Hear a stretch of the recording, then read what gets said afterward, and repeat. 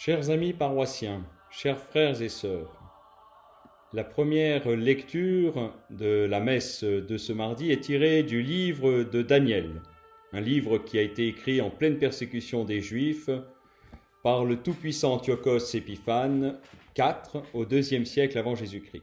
Azarias, un juif fidèle au Dieu d'Abraham, désœuvré, condamné au supplice du feu, debout dans la fournaise, précise le texte, prie son Dieu en qui il met toute sa confiance. Pour l'amour de ton nom, Seigneur, ne nous abandonne pas, ne nous abandonne jamais. À présent, nous n'avons plus de lieu pour trouver grâce auprès de toi. De tout notre cœur, nous te suivrons, nous te craignons et nous recherchons ton visage.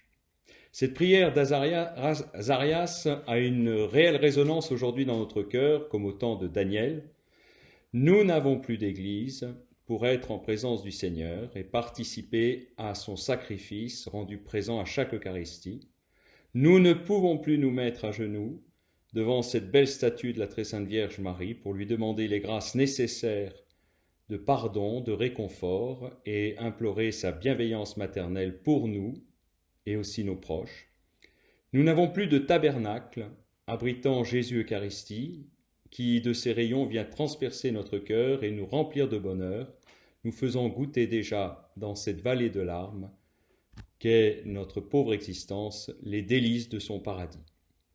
Nous n'avons plus la messe, actuation sacramentelle du sacrifice du Christ, pour nous offrir à notre Père et intercéder en faveur des pécheurs.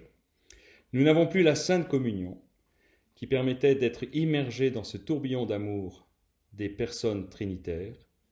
Comme Jésus sur la croix, nous ressentons au plus profond de notre cœur cette absence et aussi cet apparent abandon de Dieu. Mon Dieu, pourquoi m'as-tu abandonné ? Ce cri de Jésus sur la croix, c'est aussi notre propre cri aujourd'hui. Jésus a voulu vivre au plus intime de son cœur cette absence de Dieu qui est notre condition de pécheur, pour que par ses mérites infinis et son obéissance confiante, nous retrouvions une vraie communion avec Dieu notre Père et goûter les joies du ciel. Merci Seigneur, parce que tu n'as pas flanché devant l'épreuve de la passion, de la tristesse et de la peur. Merci Seigneur, parce que par ton offrande amoureuse de ta vie, de ton corps livré aux mains des pécheurs, tu nous as ouvert les portes du paradis.